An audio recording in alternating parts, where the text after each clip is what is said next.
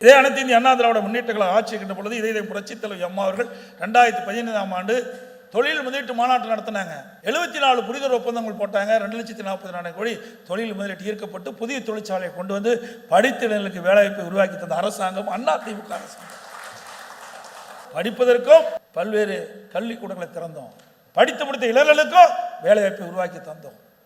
அதே வழியில் வந்து அம்மாவுடைய அரசு 2019 ஜனவரி மாதம் தொழில் முதலீட்டு மாநாட்டு சென்னையில் நடத்தி சுமார் 304 புரிந்துணர்வு ஒப்பந்தங்கள் போட்டு 3,05,000 கோடி தொழில் முதலீட்டு ஈர்க்கப்பட்டு பல தொழிற்சாலைகள் நிறைவு பெற்று பயன்பாட்டுக்கு வந்துட்டது. அதில் இருக்கிற உற்பத்தி தான் இன்றைக்கு இந்த ஆட்சி காப்பாற்றிட்டு இருக்குது. இந்த ஆட்சியில் தொழில் முதலீட்டு மாநாட்டு நடத்தினாங்க, புரிந்துணர்வு ஒப்பந்தம் போட்டாங்க. போட்ட உடனே எந்த தொழிற்சாலை வந்துடாது. ஒரு தொழிற்சாலை அமைக்க வேண்டும் என்று சொன்னால் முதற்கட்ட பணிகள் செய்ய வேண்டும், நிலம் எடுக்க வேணும், பிறகு அதற்கு தேவையான அனுமதிகள்லாம் பெற வேண்டும், பிறகு அது நிதி ஆதாரத்தை பெற வேண்டும், கட்டுமானம் செய்ய வேண்டும். இதையெல்லாம் செய்ய வேண்டும் என்று சொன்னால் குறிப்பிட்டது ஒரு 3 ஆண்டு காலமாக புதிய தொழிற்சாலை அமைப்பதற்கு காலம் பிடிக்கும்.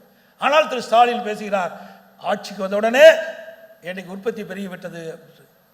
அத்தனையும் பொய். அதிமுக ஆட்சியில் தொழில் முதலீட்டை கொண்டு வந்து அதனால் தொழிற்சாலைகள் அதிகமாக நிறுவப்பட்டு அதனுடைய பயன்பாட்டு வந்தவங்க தான் உற்பத்தி பெருகி இருக்குது. இதுதான் யதார்த்தமான உண்மை. அது அவருக்கும் தெரியும். பொய் பேசல வல்லவர்கள். அண்ணன் சொன்ன மாதிரி பொய்யை எப்படி பேசணும், மக்களை எப்படி நம்ப வைக்க வேண்டும் என்பதை வல்லவர்கள் திராவிட முன்னேற்ற கழகத்தை சேர்ந்தவர்கள்.